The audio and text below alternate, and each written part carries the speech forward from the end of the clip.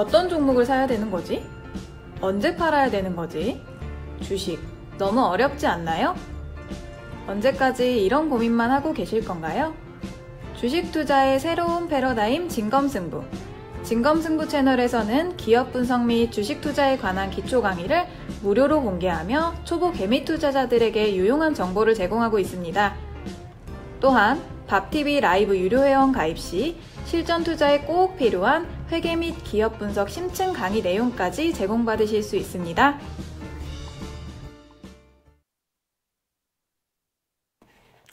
안녕하세요. 오늘은 이 순자산에 대해서 말씀을 드리겠습니다. 일반적으로 이 순자산이라고 회계에서는 이 순자산이라고 이야기하는 것은 자본 또는 자기 자본이다라고 이렇게 이야기를 합니다. 자, 왜 이런 개념을 잡아두느냐면 우리가 기업에서 일반적으로 재정 상태를 파악하기 위해서는 이 재무 상태표를 보게 되는데요. 이 재무 상태표의 차변에는 이 자산 총액이 기입이 되죠. 그래서 이와 같이 재무 상태표의 자산 총액이 100만 원이 되는데 이때 부채 총액은 대변에 30만 원이라고 표기가 되고요. 자본 총액은 70만 원이라고 이렇게 표기가 됩니다. 즉 말하자면 그 기업이 지금 운용하고 있는 총 자산의 금액의 100만 원 중에서 부채 총액, 즉 남한테 빌려온 돈이 30만 원이고요. 순수한 우리 돈이 70만 원이다. 이런 뜻을 가지고 있습니다. 회계에서는 이 자기 자본을 바로 순수한 우리의 재산이라고 해서 순자산이라고 이렇게 표현을 하는 거죠. 즉 말하자면 일반적으로 기업 회계에서 순자산이라고 이렇게 이야기를 하는 것은 자산 총액에서 부채 총액을 뺀 나머지 금액인 이 자기 자본 금액을 자본이라고 그러는데 이 자기 자본 금액을 우리는 순자산이라고 합니다. 즉 표와 같이 공식화되면은 자산 총액에서 부채 총액을 빼면 자본 총액이 된다. 이렇게 우리가 산출을 할 수가 있고요. 즉 다르게 표현을 하면 이 자산 총액은 부채 총액에서 자본 총액을 더한 값이다. 요 위에 있는 이 두 개의 공식은 똑같은 결과를 가져옵니다. 그리고요, 부채 총액은 남한테 빌려온 돈이기 때문에 타인 자본이라고 표현을 하고요. 자본 총액은 우리가 순수하게 우리가 보유하고 있는 금액이라서 자기 자본이라고 이렇게 이야기를 하죠. 그런데 이 자본을 구성하고 있는 항목들이 회계에서는 여러 가지가 있습니다. 이 자본금이 있고요, 이익잉여금이 있고, 자본잉여금이 있고, 자본조정, 그리고 기타 포괄 손익 누계액이라는 이 5가지 항목이 합쳐져서 이 자본을 구성을 하게 됩니다. 첫 번째, 이 자본금이라는 것은 기업의 총 발행 주식수에서 액면 금액을 곱한 금액이 자본금이 되고요. 이 이익잉여금은 여러분들도 아시다시피 기업에서 경영성과에 의해서 구해지는 이익에 의해서 기업이 유보된 잉여금, 남아있는 돈이 바로 이익잉여금입니다. 그리고 자본잉여금은 우리가 일반적으로 주식시장을 자본시장이라고 하잖아요.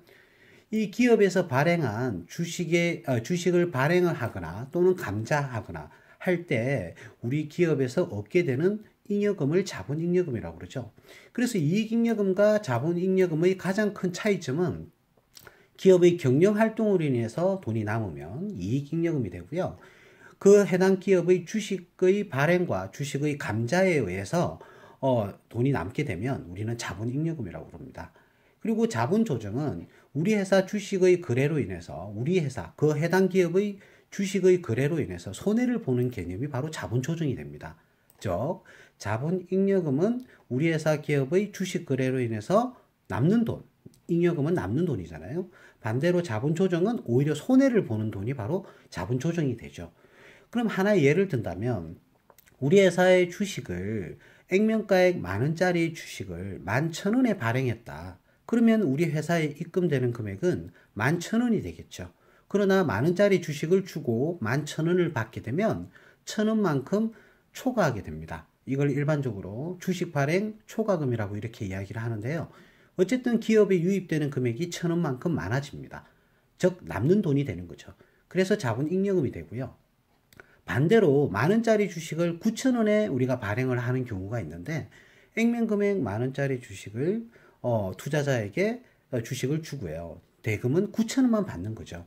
그렇게 되면 그 기업은 10,000원짜리 주식을 주고 9,000원의 대금을 수령을 하기 때문에 1,000원만큼 손해를 보는 그런 개념을 가지게 됩니다. 그래서 이와 같이 손해를 보는 개념을 자본 조정이라고 하고요. 기타 포괄 손익 누계액은 조금은 회계적으로 조금 복잡한 구조를 가지는데 간단하게 말씀을 드리면 우리 이런 경우가 있잖아요. 어떤 해당 기업에 투자를 했다고 한번 가정을 해볼게요. 그럼 그 기업에 투자를 했는데 그 기업이 예를 들어서 경영 성과가 5년 동안 아니면 4년 동안 단기순 손실을 기록했다고 가정을 한번 해볼게요. 그러면 그 기업의 주가는 굉장히 하락을 하게 될 겁니다. 하락을 하게 되는데 기존에 투자했던 주주는 주가가 하락했다고 해서 끝까지 이 기업이 다시 갱생할 수 있는 기회를 엿보고요. 주식을 장기간 보유할 수도 있는 거거든요. 그렇다면 그 주식에 투자했던 사람은 실질적으로 평가를 했을 때는 손실이 발생했지만 실제로 손실에 대해서 처분을 하지는 않았다는 거죠. 즉 아직 팔지를 않았다는 겁니다. 그러나 보통 일반적으로 4년 또는 5년 동안 단기순 손실을 계속적으로 기록을 하고 있는 그런 기업이라면 그 기업은 상장 폐지 실질 검사를 가든 아니면 그 기업이 경영난에 허덕이며 폐업을 할 수 있는 가능성이 제기가 되기 때문에 그 기업의 주가는 급격하게 하락하는 경우가 발생할 가능성이 높다고 봐야 되겠죠. 그러나 아직 그 투자자는 그 주식을 처분을 하지 않았던 거예요. 평가를 했을 때는 확연한 손실이 예상되지만 아직 손실을 확정을 짓지는 않았기 때문에 이러한 금액을 우리 회계에서는 기타 포괄 손익 누계액이라고 합니다. 물론 자본 항목을 구성하고 있는 하나의 요소가 돼요. 즉 자본은 여러 가지 구조를 가지는데 이 자본금, 이익잉여금, 자본잉여금, 자본조정, 기타 포괄 손익 누계액 이 5가지 금액으로 구분이 됩니다. 일단 제가 이 순자산의 의미를 왜 이 강의 시간에 가져왔느냐면 이 순자산은 아주 그 기업의 투자 지표로서도 중요한 역할을 하게 되는데요.